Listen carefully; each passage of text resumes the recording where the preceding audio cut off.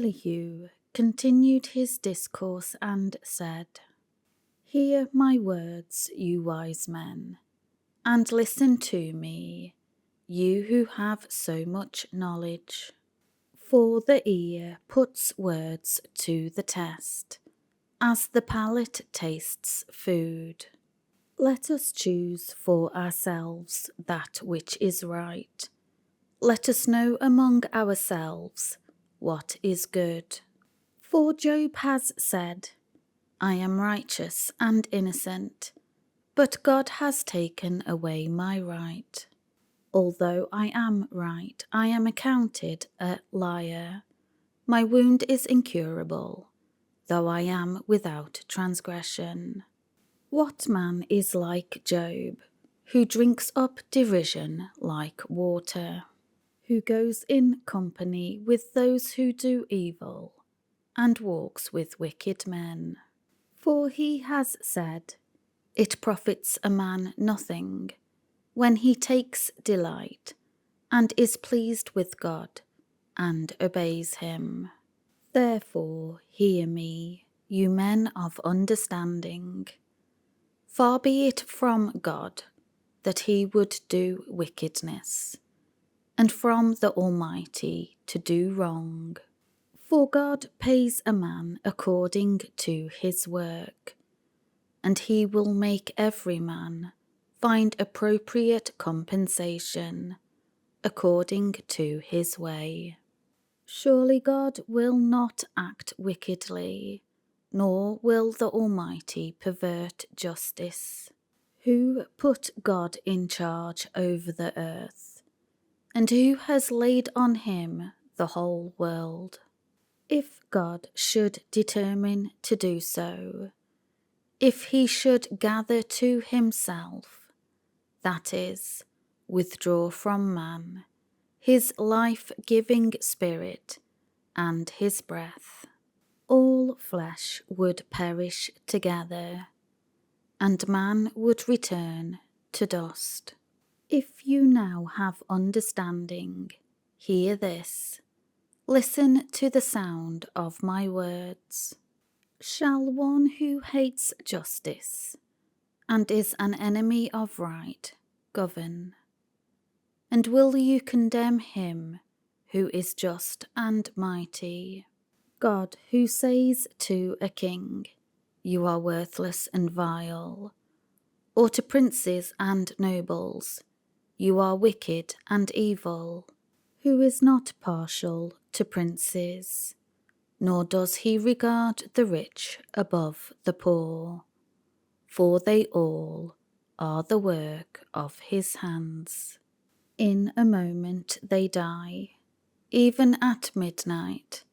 The people are shaken and pass away, and the powerful are taken away without a human hand.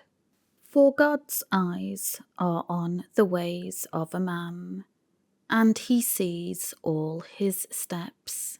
There is no darkness nor deep shadow where the evildoers may hide themselves. For he sets no appointed time for a man, that he should appear before him in judgment. He breaks mighty men without inquiry, and sets others in their place. Therefore he knows of their works, and he overthrows them in the night, so that they are crushed and destroyed. He strikes them like the wicked in a public place, because they turned aside from following him, and would not consider or show regard for any of his ways, so that they caused the cry of the poor to come to him, and he heard the cry of the afflicted.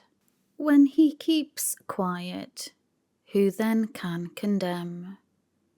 When he hides his face, withdrawing his favour and help, who then can behold him, and make supplication to him, whether it be a nation or a man by himself, so that godless men would not rule, nor be snares for the people. For has anyone said to God, I have endured my chastisement, I will not offend any more? Teach me what I do not see, in regard to how I have sinned. If I have done wrong, injustice, unrighteousness, I will not do it again. Shall God's retribution for your sins be on your terms, because you refuse to accept it? For you must do the choosing, and not I. Therefore say what you truthfully know. Men of understanding will tell me. Indeed, every wise man who hears me will agree. Job speaks without knowledge, and his words are without wisdom and insight. Job ought to be tried to the limit, because he answers like wicked men.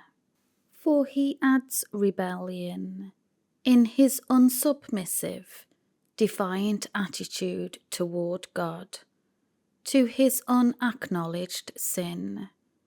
He claps his hands among us in open mockery and contempt of God, and he multiplies his words of accusation against God.